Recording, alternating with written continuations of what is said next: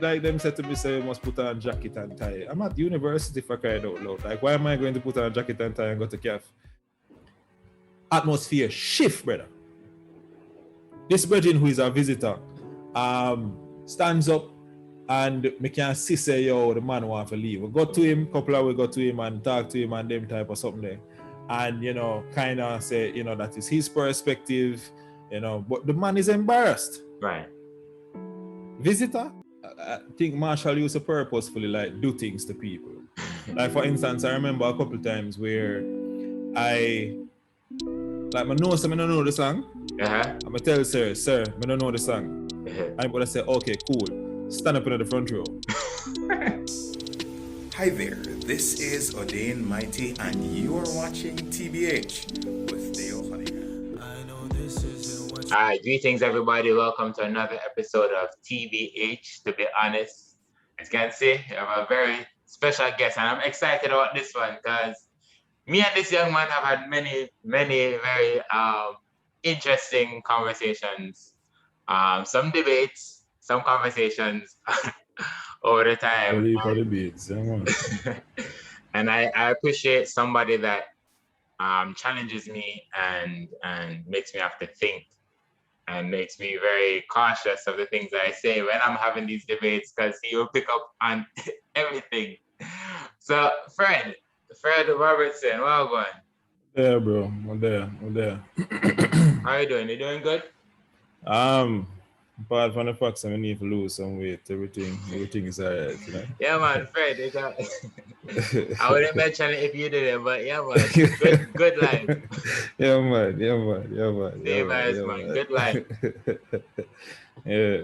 I spoke about the debates thing. I don't remember what we're discussing one time. It's on a Shahaya trip. And somebody made a statement about I don't remember what it was, but they said something like some people do blah yada yada. I mean I said, no go so. And you were like, yeah man, it's true, and we're debating, and then at some point you made the point of like, if I can guarantee that nobody does whatever. And the thing remember that is the Shahaya trip when we go St. Thomas. I don't remember where. I think I remember the conversation. Yeah. But what I do remember is when I acknowledged that, you know, it's a possibility, and then you killed me with, you said, well, does that fall under the category of some?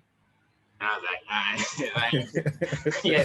Yeah, man, I debate from a long time, you know, grew up with a lawyer. So debating and looking for loopholes in arguments was just a matter of living, you know. And some would I get my own way in the house. Mommy was an attorney, so you know. Okay. Yeah. You have to, if you make something, then you have to prove a point and say, yo, you know. Yeah. So. And trust me, that rare for me. Could I see it, man?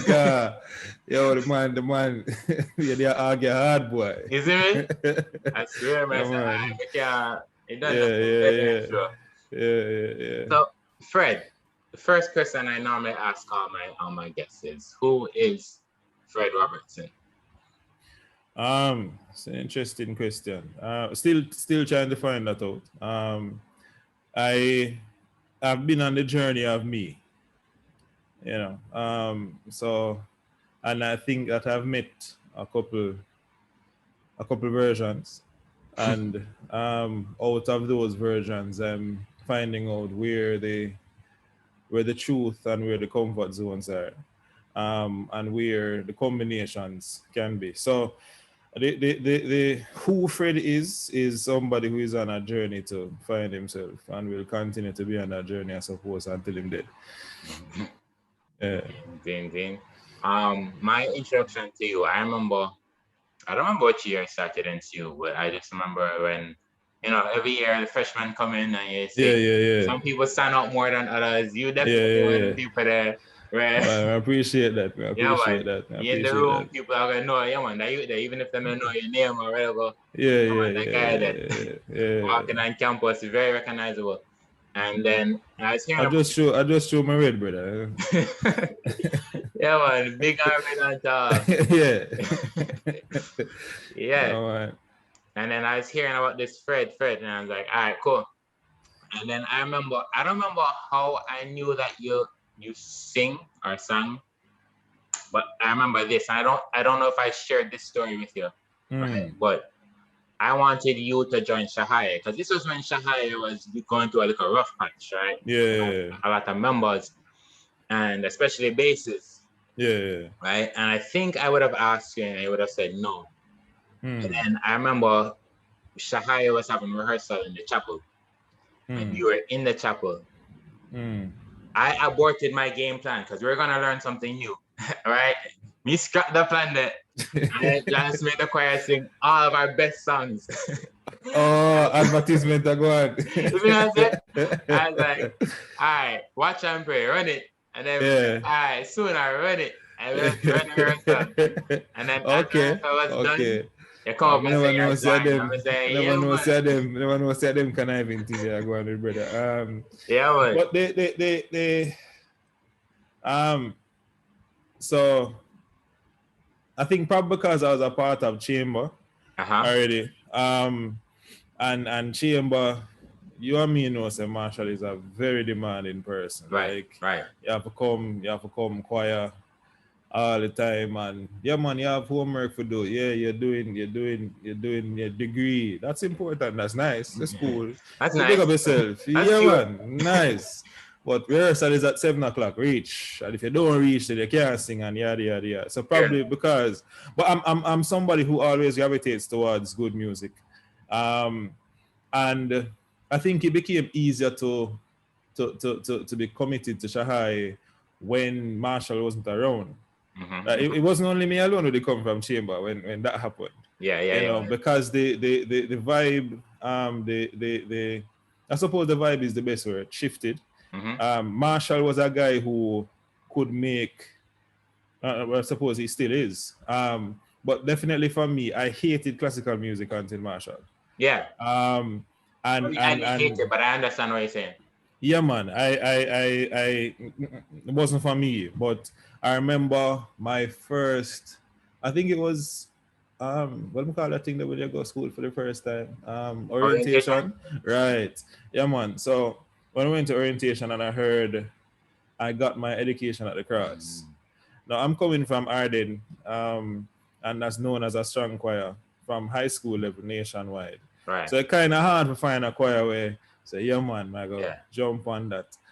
When I heard that, I was like, I saw about 12 people on the stage, but it sounded like 100. And the only other choir at school at the time that could basically match up to that, because many of the members, for all intents and purposes, were the same, or the influences were the same, was Shahai. So it was, yeah, man. But you when it come to choir leadership, you know what you do. You know, I'm not to be honest with that. Let me tell you this. So, when I got the choir in 2012, right? That's the same time Marshall came back. So, the same time I'm directing Shahai, the same time I'm singing in Chamber. Yeah. See me, I take my notes every practice. Yeah, man. Because I watch you. I see it, man. I see the influence. Man. Watch your man hand movements. Watch how him run a rehearsal, like everything that he was doing, I just tried to implement it and carry it. Man. I see it, man. It was definitely like a copy and paste. I was able to like put myself in it and things. So it was good for me. It was bad for Shahai, as you said, because it was good for Shahai in the sense that I was learning from Marshall. But if you recall, when did you start NCU? Boy, I've been thinking about that for a while now. But I'm thinking that if it is that I had started NCU probably in 2014. It was 2014. I know it's I can tell you how but before I get to that, with Shahaya, if you wouldn't recall this because it's before your time.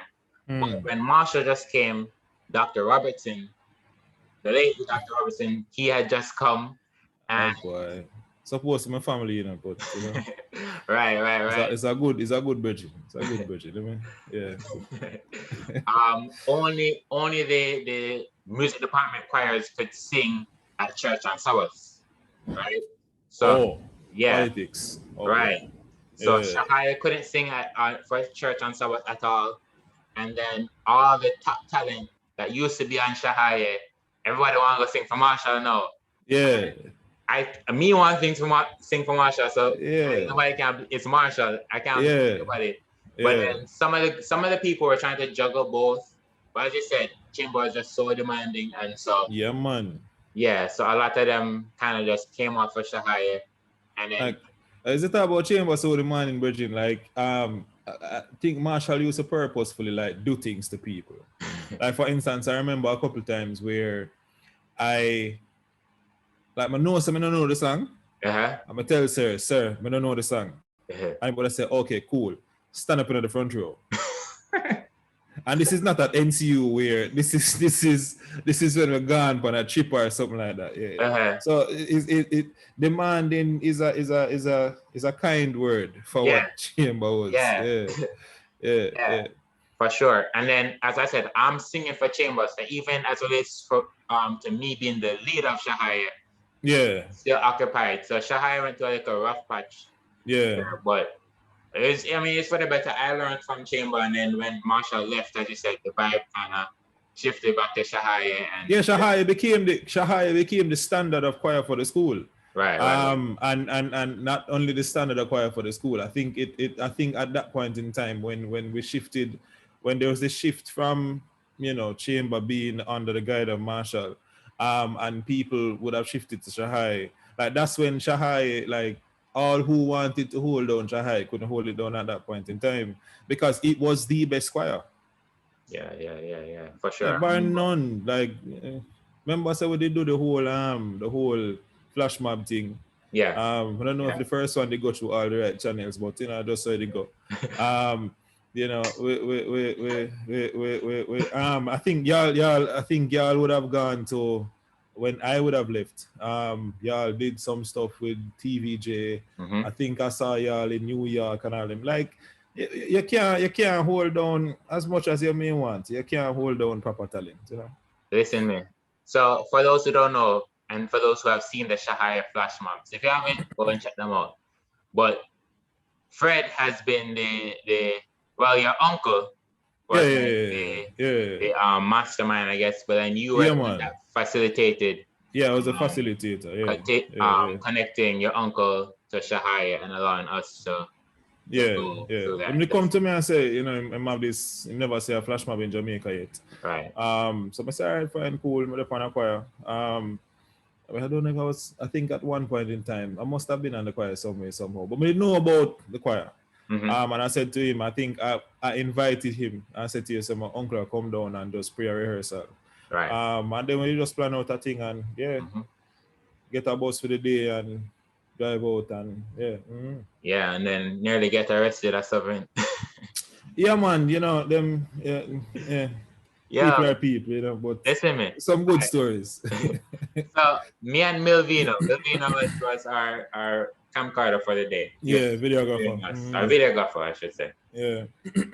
And so when we went to Sovereign, we're like, me, Igel.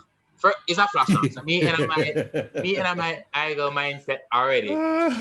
So we were in the elevator, and there's this elderly couple in there.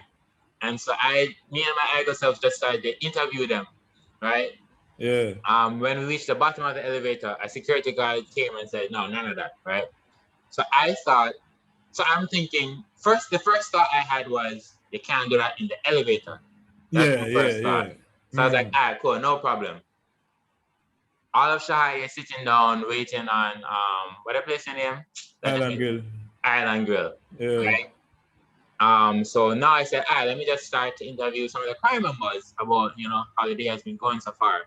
Now, I'm assuming the security guard wouldn't have known that we're all there together, right? So he came and he said, that's when he made it clear that there's no videoing on the premises at all. So I'm like, all right, cool, now I understand, no problem. But him call supervisor and I say, once him leave, I gotta start do it again or whatever. And I said, no, but you said we should stop, so we'll stop now. by the way, we're here together, but now I understand. One big deal, who get called, who have to come down, Yeah, why we police are did it. Yeah, man. call Yeah, man. Like police. I even remember my cousin that was there at the time. She was either just finishing law school or whatever. So, the one go to the sovereign office to go negotiate what the possibilities are and all them kind of. Yeah, it was an interesting day. It was an interesting day. But I'm happy say it never got down the way that it could have gone, because I'm not so sure, as I say, with the kind of just, do a thing. Yeah. So the more smoothly they do a thing did go, then the better it would have been the day after when they go back to school. So yeah, man. Yeah. I won't tell the people what your uncle tell them. My uncle is a class themselves, Yeah, man. Left to him, quite honestly. Left to him. If there were no strings attached, that he was the only one that was pulling the strings, I would have sing. I give no business. Yeah, man. Yeah. All the other locations went smoothly though. The only other time was, it would have probably been the year after. Even 2 years after, it would have been the last one. We went to Scotiabank. Yeah. That one was a little tricky too. Tricky too. But the good thing about that is that they as much as Adventism has its problems, one of the good things about it is that we're all over the place. So that there was somebody that was there who could have talked to somebody and let them know what going on. So that they smooth it over. So yeah. Because we went to Scotiabank the year before, and it was fine. Yeah. But then this particular security guard, him never did. Yeah, man. I think that was good for the video though. Like, because I think they video him too. That was yeah. One of them things there. Now you spoke about Adventism. Now you came to NCU as a theology major. But conversation with you, your thing did always kind of seem different, right? Like, tell me, what was the thinking what was behind the decision of going to school? To NCU. So my mom, very influential lady. When growing up, she said that as far as she's concerned, the best vocation that one can have is to be a pastor. After leaving NCU, she and I had a conversation about that, and my interpretation of what she meant was the best thing is to be a minister for God, which is much wider than being a pastor. But so I've always had the gift of gab, communicating points. I remember that one of my first sermons while being at NCU, one of the senior men in East came to me and said to me, when it is that when you're going to graduate. So I said, in the first semester, man basically interviewed me and said, yeah, man, when you finish, come East and we'll, that kind of stuff. So I've always had the gift of influence, and my thought pattern was that influence would be best used in the context of being a preacher, being a pastor. I've been accused of being a good leader from time to time, which is good when it is that you're a pastor. I've been accused of having the skill sets that would be necessary to do the pastoral job. But as you said, I'm not so sure that my theology or my thoughts about who God is in contravention of Adventist thought.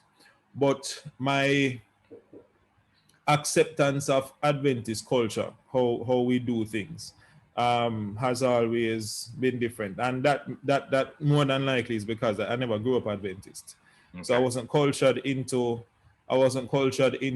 the culture of Adventism. I believe in the doctrines, but there are some of the cultural things that don't sit well with me. And I've never been one who is afraid of making my thoughts known. So probably that's why there was that, him not really. I remember I was at NCU, and one of the I'll leave his name out depending on how far this video goes. Yeah, man. But he came to me and he said to me that you need to change the way how you walk, and I'm like, yeah, but that's what you say. You look like a gangster. Pastors should not walk like that. And I'm like, well, the meat and pasta, so me walk in a bridge. You know, the culture of the thing and the nonsensical things that were made into big issues. Yeah. When it is that people's souls needed to be saved, when it is that problems needed to be solved, the problems of humanity, whatever those problems are, like them little thing there, you know, how you look, how you dress. Um, yeah, like them said to me, say you must put on jacket and tie. I'm at university for crying out loud. Like, why am I going to put on a jacket and tie and go to CAF when everybody's in them Right. jeans and Jesus is supposed to be, you know, we're taught that Jesus would have gone and mingled among them, and then he said, "Come unto me." So if me read that in a E.G. White writing, and then you want me for that, not really, it really makes sense. And I was never one who was afraid of telling people in authority that don't make sense, and because that don't make sense, I'm not doing it. Especially when they weren't giving me a paycheck at the time. Like, you know, my school fee wasn't being paid by the church. So, yeah, independence has always been a thing for me. So, yeah. You know, it's funny, as you said that about Jesus, when Jesus was in the garden and the soldiers came for him, they needed Judas to identify him. Like he looked like everybody. Yeah. Right. He wasn't so different that they know that one was Jesus. He's Superman. Yeah. So yeah, man, definitely. The other thing, when you talk about the gangster thing, I remember when Shahaya sang a song for Culture Fest, and I posted the video, and it's this big controversy or debate under it, and somebody spoke about Chadic sang a verse, and when he sang the verse, his foot was on a speaker, and that became a point of like that to be criticized because him put up on a speaker. So him look like the secular man them. Right. But again,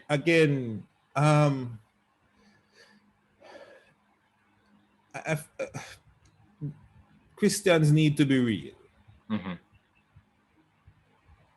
If I'm a saxophonist, if I go to a wedding, I'm not going to play Precious Lord. Take my hand. No, you need to play a song that will, you know, get the couple ready for what is going on later. There's something named Culture Fest. Right. So, is there something that is inherently ungodly about putting your foot on a box? And that the thought pattern of these people is what gets me to where. Okay, so Adventists are very concerned about looks. It must look good, and if that don't look good, then we need to change it and looks. And I remember saying to a group of elders that I find that we as a church are more concerned about the leaves of the tree than the root. So we always want to make sure, always telling people, make sure that the leaf of the tree look good, instead of paying attention to the root. If you pay attention to the root, ensure that the root is properly taken care of, then the tree will do what it needs to do. Right. There's a little pruning here and there and that kind of stuff, but the strength of the tree comes from the root. But always I tell people, say you need to look good, fine. Probably we should start with being good. And then if it is that the person is in and of themselves good, then we'll look good. Yeah. And I don't know that, I just think that some of these Adventists, you see? I've never been to GC, but I've heard about it. And every Jamaican that I've heard that has gone to GC come back with a culture shock. Because every Adventist believes Adventism mirrors we're going to feed them personal church. So when I go to an Adventist church in Cayman, when I go to an Adventist church in the States, and I go to an Adventist church in different parishes in Jamaica, there are nuances. Yeah. So how then you go and believe what you used to is what the entire worldwide organization as how it's supposed to go? Especially when it is that somebody says to you, all right, cool. You have a perspective. Where is the biblical text to support your perspective? Right. It's not available. So just ease yourself, man, because this is not the church of John Brown. This is not the John Brown church. Right. It's a biblical movement. So if you have a perspective that is not able to be based on Bible, then your perspective is not relevant. Right. And me tell people that straight and plain. There are some people who go around the bush and say that nicer. But if you can't back your talk from Bible, then you're talking on a backing. You know, so me believe, Bridget, I am very far from being perfect.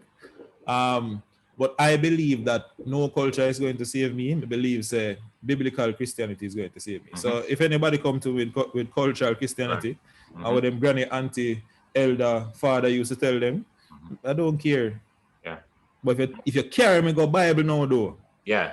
Boy, I have to listen. Yeah, you know, it's funny you said that because even in the Bible, when John, in Revelation, and he saw the multitude of the persons that make it to the kingdom, you could tell that they were from different nations, different tribes, different people, which means at that point there are distinguishable differences among them. There are cultural differences, right? They didn't all look the same. They didn't all look like, you know, but they were different, but they all were saying, you know, glory to the Lamb. You know, Yeah. So you have different cultures, man, but you know, the unity is not in the thought pattern of any one person saying that humans should behave in a particular way, because every person is flawed. The unity is in Jesus. Right. And if it is that you're seeking to create a unity from your perspective, like for instance, I've heard elders say to me, they would prefer that I wear a tie to church. And I say, okay, fine. I appreciate your preference. Next week, I don't wear a tie. And it's not that I'm being overly, rebellious, but I'm an adult like them too. Like I'm no longer a child. And I live in Jamaica. Jamaica is hot. Ties keep heat in. I'm not going to wear a tie unless it's necessary. I was in New York some time ago. I wore a tie. I wore a suit. Because if I never do it, would I dead? Quite cold.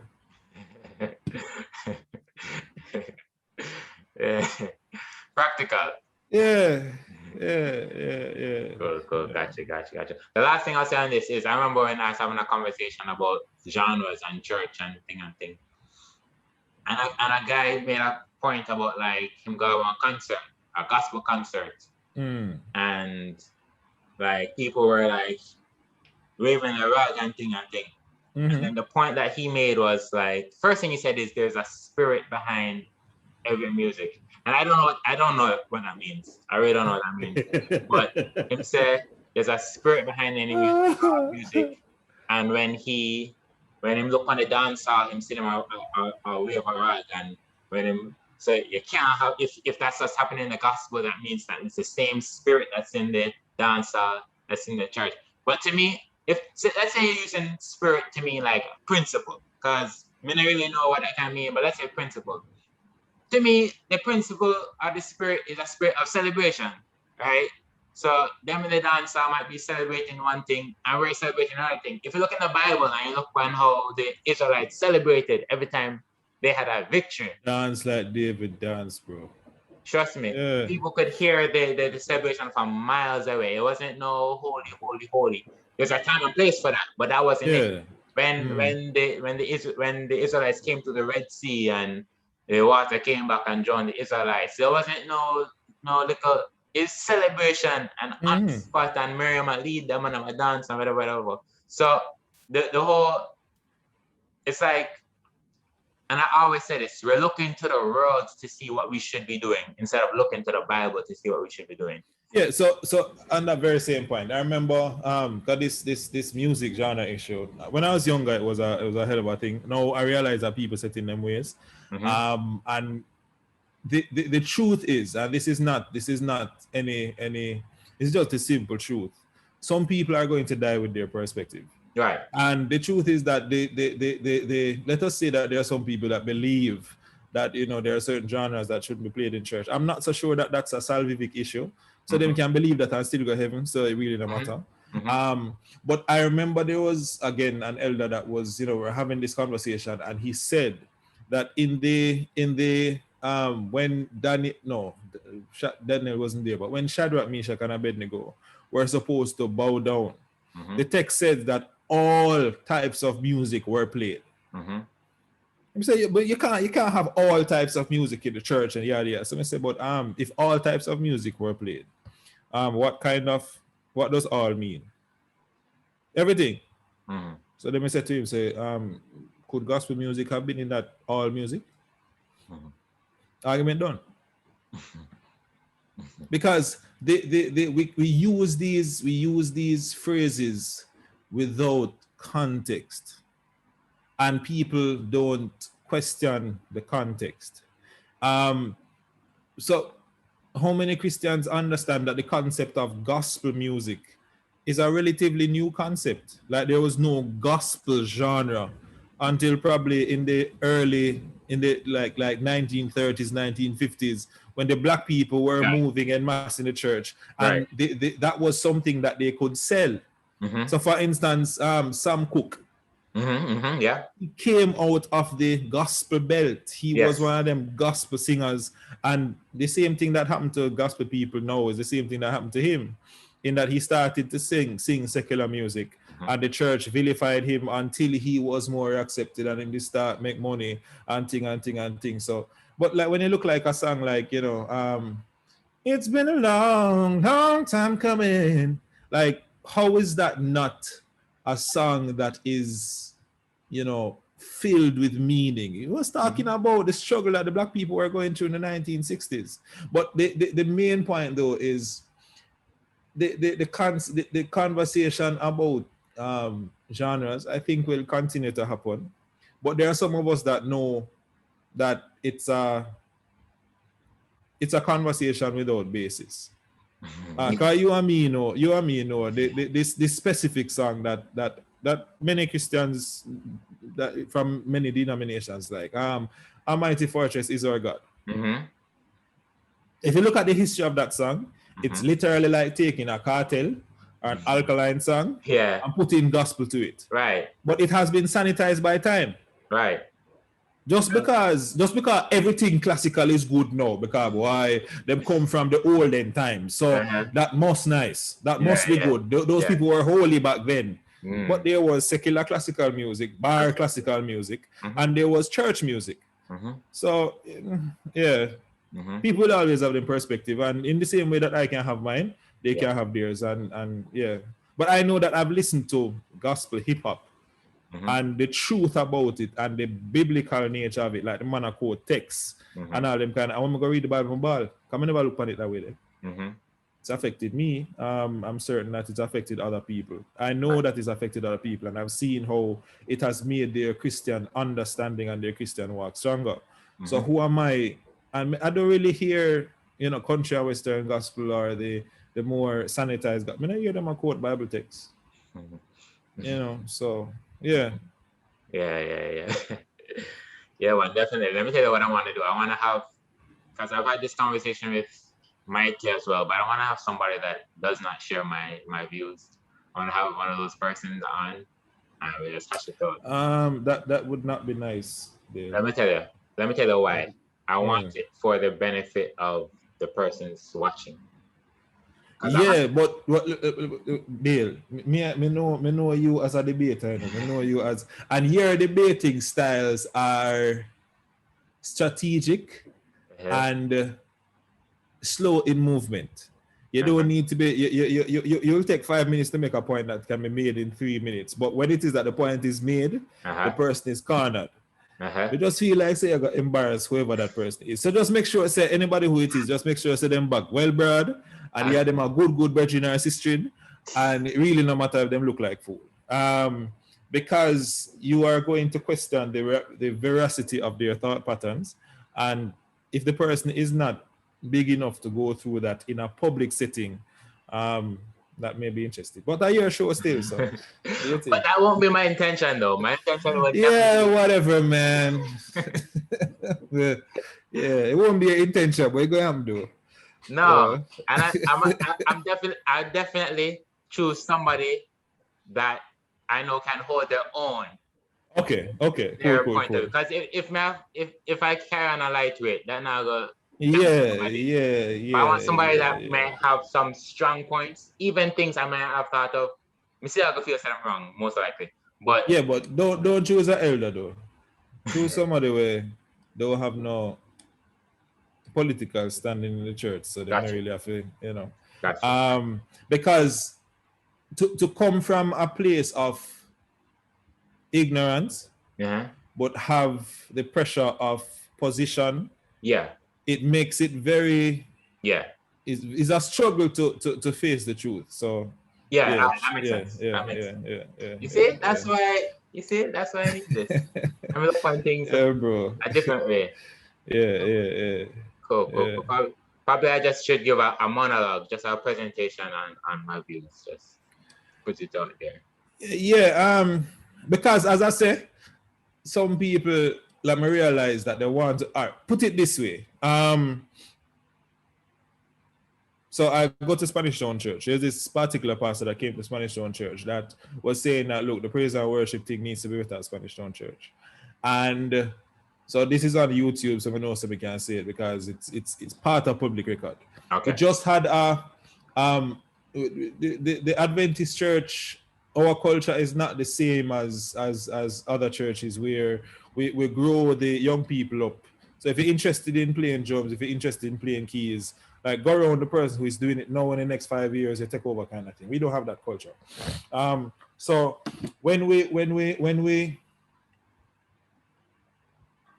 had it, we don't have no drummer. Mm-hmm. So you have to import drummers. Mm-hmm. And I didn't know that. Did my research, and there's nothing wrong with getting skilled musicians to play the instrument skillfully. Right. Invite this Virgin. The Virgin has never been to an Adventist church. Yeah. And the Virgin is say, yo, me never go to Adventist church yet. Like, I'm looking forward to this, looking forward to the sermon. Like, it's a brand new experience, And say, all right, fine, cool. This is how we're going to do the praise and worship. Because some music supposed to have a journey. Praise and worship not supposed to do just supposed to affect the people. It's supposed to have some thought behind it. Carry the people along a journey. People are bad, Praise and worship session, go on good, people are bald, people have felt that they have worshipped and they are ready now for the rest of the service. Right. And that's what praise and worship is supposed to do. Usher you into readiness. That's the power of music. Right. Then an elder, at the end of it, we don't do the opening song yet. Just after the praise and worship, just before the opening song, an elder says, I believe that this is verbatim. Looks at the visitor, and says, please play softly so that God can hear his people sing. Atmosphere shift, brother. This virgin who is a visitor stands up and me can see say, yo, the man want to leave. We go to him, couple of we go to him and talk to him and them type of something there. And, kind of say, that is his perspective, but the man is embarrassed. Right. Visitor, and you just, and the man knows say what him do. This guy is a guy that play music all over the place. This guy is a professional musician and accepted as such. And then in talking to the guy, I don't remember where exactly he quoted the text from, but he said, yo, they when you go certain place and them no accept you must brush off your foot and leave them alone. Yeah. Bible. Yeah. I go to the elder and I say, boy, man, quote Bible, and you made a statement on a mic at a church, which means that whatever statement you make must be able to have biblical grounding. I was told that it's common sense. And then I said to the elder, let's take out the drum. I probably have something against drum. 600 people come to Spanish Town Church. Let's say that all those 600 people are singing at the top of their voice. You really think that you are going to be able to hear yourself in all of that? You really think that is going to not be loud? 600 people singing in a closed environment? So after that, I said to myself, people are going to have their perspectives. They're going to hold on to it. And everybody's, but where I draw the line is, if your perspective does not have a biblical basis, then I'm going to tell you that it is irrelevant in a context that is supposed to be guided by biblical thought. You said he said, so God can hear his people sing? Yeah, because God deaf. So that was the common sense that if the drummer play too loud, God not gonna hear them. That was the common sense. See, yeah. That's what I'm saying. Don't choose, don't choose, because it's going to be unnecessarily embarrassing for somebody like that. You know what I mean? They heard about maths. You know what I mean? When they heard about maths that come from. Yeah. Like I try to work out. I try. Yeah, bro. We've gone through some things, you know. Yeah. Wow. I remember one of my friends was singing. This like right after high school, and one of my friends he left the church for a while and he came back to the church. Mm-hmm. And he was leading. Him come back to church and he got super involved, singing in church, Pathfinder, all of that. And he started to grow out his hair, and he was leading song service, and his hair they canoe. You know, so people start walk out of church. People start walk out of church. And I'm saying, yo, even if that was a legit issue, carry him on the side and talk to him, like, you know, have a conversation. But that's what the Bible says. The Bible says that if it is that there's an issue, one person must go to the person one away and say, yo, you know, say you're not supposed to do X. And then if it is that the person persists, then you need to go with a witness. Right. And then if it is that the person persists, you carry the person to the entire assembly. And if it is that the person persists, then you excommunicate them. Like there are ways. So again, Mr. Virgin, me not them nowhere near perfect, but that's why we need the Bible. Right. That's why there needs to be, because if in the absence of a biblical text, in the absence of a foundation that is common to all, right, then it therefore means that, let us say that Fred is a persuasive personality and charismatic, and then Dale is a persuasive personality and charismatic. Then the persons who aren't charismatic, the concept of Christianity or the concept of church becomes a cult of personality. We need to cut out that foolishness, man. Like, people need to stop use church to aggrandize themselves. Like, if you can't make it in your business, or you can't make it in your social settings, like, why you come at church and pressure the people them to get political power because you want to feel important at church? Like, ease yourself and just make God do what I'm supposed to do. The next time I'll have to share something with you off here. I know I'm fresh. Something happened last Sabbath. Yeah. Fresh, so I don't have to share off here. But yeah, man. Exactly. What you're talking about. So I don't want people to believe, because as I said, I read myself into the Adventist church. I don't have anything against the doctrines of the church. Right.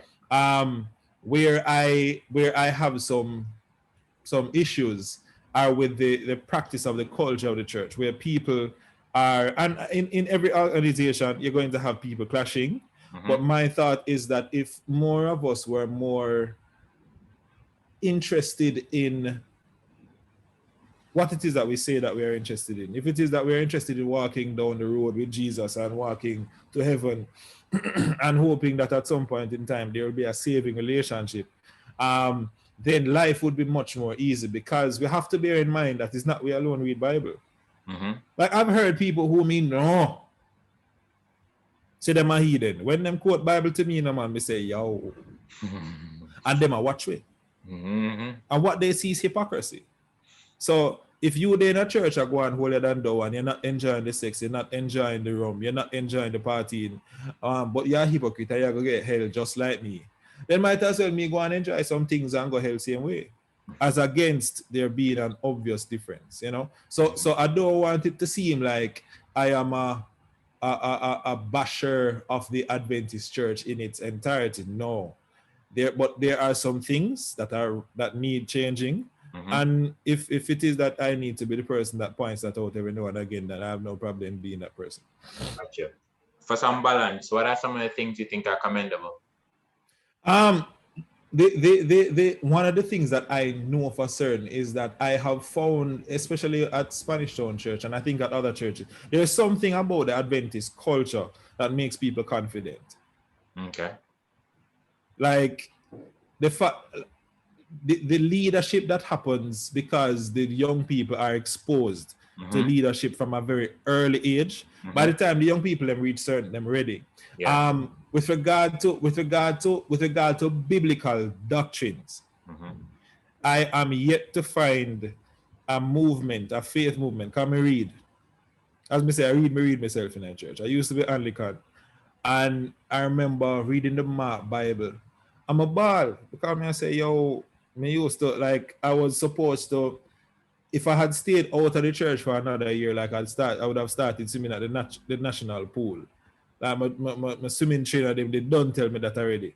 If you start swimming at the national pool, then more than likely you're going to go into the 6 years, 8 years later, you're probably going to be getting into Olympics and all them kind of something like. So. You are a swimmer?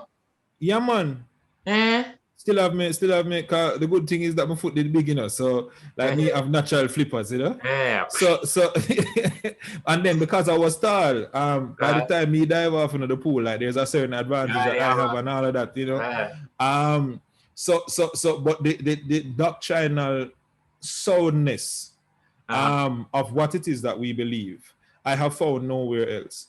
And the when it is. And I don't know that this is specific to the Adventist churches because I've experienced it in other church settings. But when it is that we decide that we want to be family, we take it serious. We take it serious. Yeah. And then the other thing is that I love about the organization of the church is from a networking perspective, it's a fantastic place to be. So even in Jamaica here, like, while he has said that he is not a fundamentalist, I think I remember listening to a interview. But Andrew Holness used to go Spanish Town Church. Okay. So there's the networking that is available in the church is wonderful. Like if you need a lawyer, you know somebody will know somebody. If you need somebody, you know somebody. Like because the church is so. But the main thing for me though that makes me remain an Adventist is that with all of my reading, with all of my studies, with all of my conversations, with all of my debates, I am yet to find a more doctrinally sound movement of faith. Gotcha. Fred, we had this whole conversation and I haven't spoken about the sax. You want to know how? Well, that's going well. So I've always had this dream that, I wanted whatever it is that I do to allow me to travel and not pay for it. So you would have known, a couple weeks ago I was in New York. And it wasn't a professional thing, it's just me playing at a church. That kind of stuff. But I was invited because somebody saw a video. So I'm seeking to practice more and more.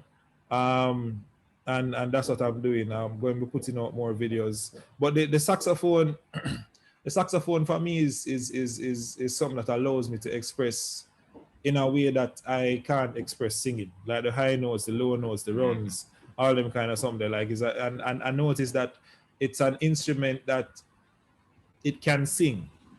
It can connect with people at a deeper level without the use of words, but it's just pure emotion. And it's something that I appreciate. But yeah, it's been playing for a couple of years and plan to play for a couple years more and all them kind of thing there, It's funny you talk about you want to travel and not pay for it because there's so many places that I want to go. Yeah. And it's not like I couldn't like go financially if I can, but I just I want to go because my music carried me there. Yeah, definitely. Yeah, I mean, it's the same thing. It's not that we can't pay for it, but the hope of every artist, of every musician, of every person is that what you are doing is creating so much value that people are willing to appreciate it. And the best way to show appreciation to somebody, apart from saying thank you, apart from saying John, no, you did touch my life, is to pay them, and not to speak about it in a solely capitalist way, but it allows for the person to understand that I value. So okay, so you know Ardale. Okay, so I went to Ardale's final year show. Right. And the final year show free.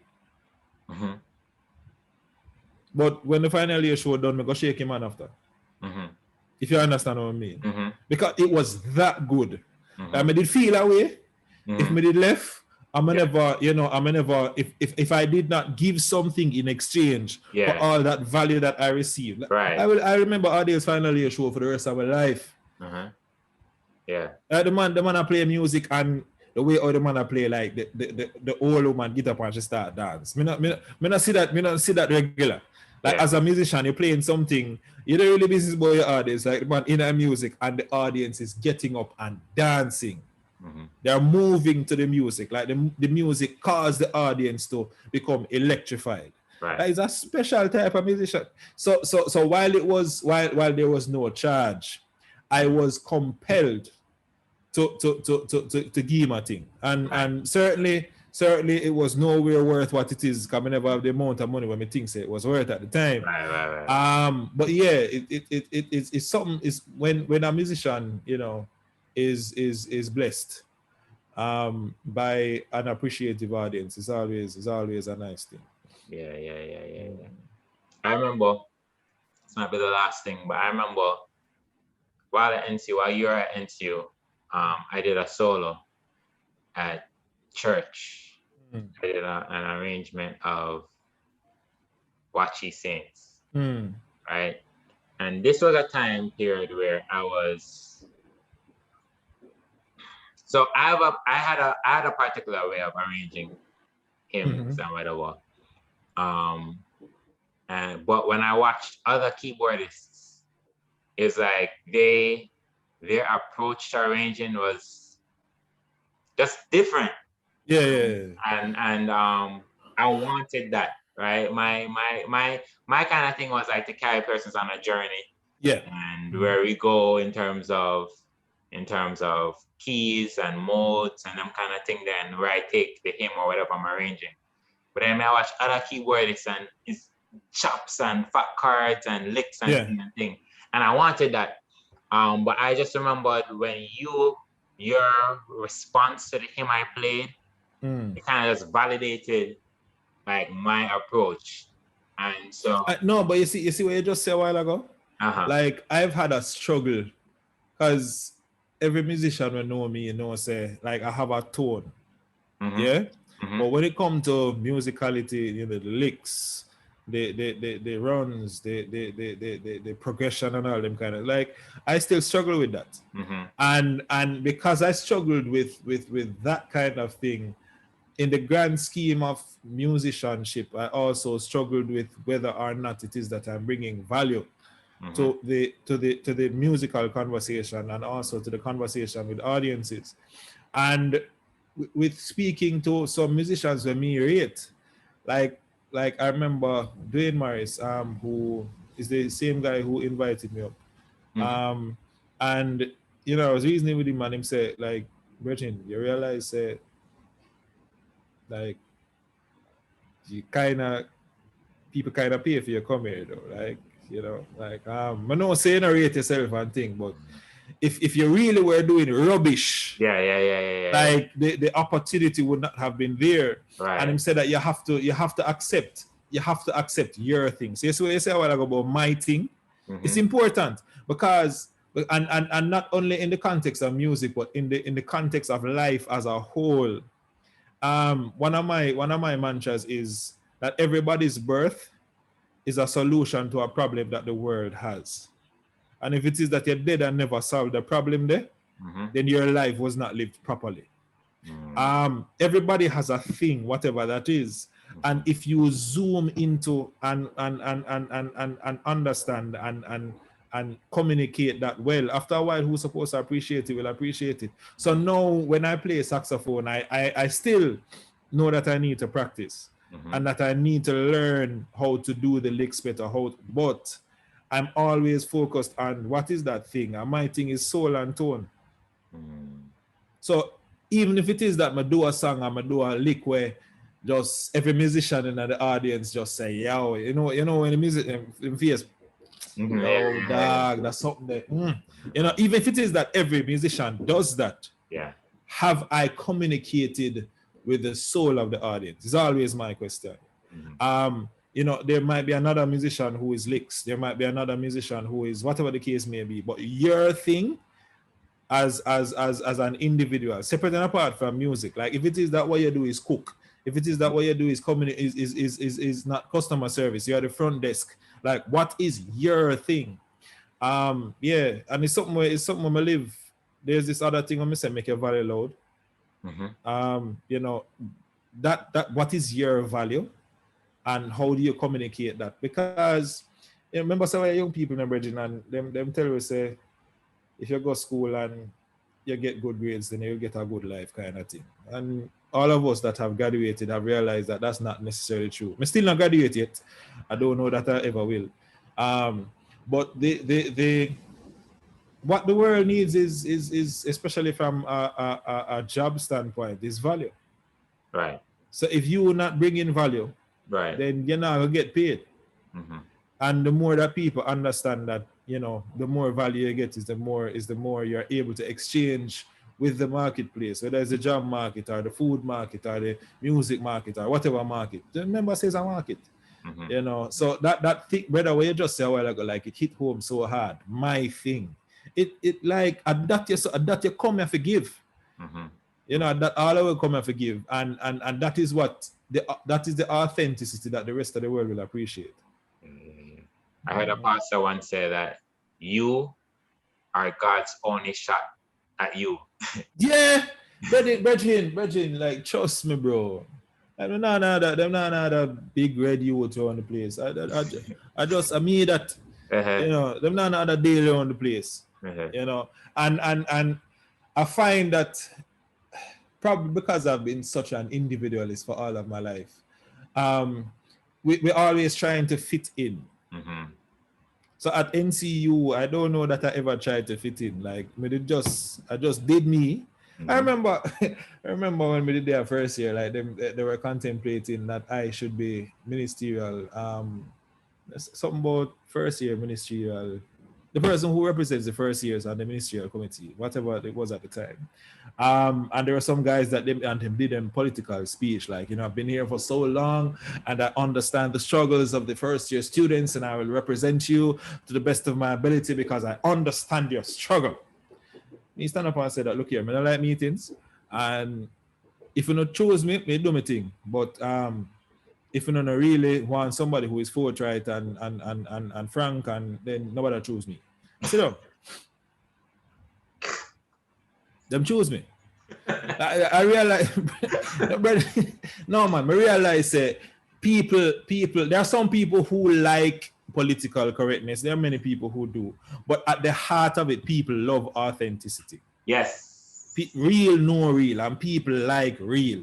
Yeah. So the whatever is your real value, find that and polish it and craft it and give it to the world, brethren, because at that you get senior for though. Because as me say, me not graduated, and I don't see which degree. I don't see which degree will make me a better Fred. And that's not a statement of pomposity or going as if I'm better than people. But it's a lot of thought, bro. Cause remember, I know NCL alone me go. Yeah. Me did there Edna. I started my law degree. I was at NCU. You know, so there's as I said, the question I asked is a journey to me. Yeah, Bridging, I've been walking, bro. I've been walking. But the main thing that I always communicate, especially, and I think that this is an audience of mostly young people, is whatever your value is, whatever that is, make it loud. Yeah, man. We need to end on the note there. Let's make Yeah, the man. people them just, yeah, man. Yeah. Just meds that. Yeah. Best idea. Yeah. Fred, it was definitely a pleasure. A long time in a talk, friend. For real, bro. For real. Well, it's definitely. And you come New York and you even link me better. Imagine like that was a quick thing, brother. Like me just reach and practice and left. Hopefully there will be other opportunities where, because I realized, bro, that New York is a nice place musically. Yeah, it's a nice place. A nice place. So, yeah. Looking forward to being back, bro. Yeah, man. Cool. Yeah, man. Fred, pick up yourself. Yeah, man. Bless up, Reggie. Cool. Cool. Gender people, it's another episode of TBH. See y'all next time.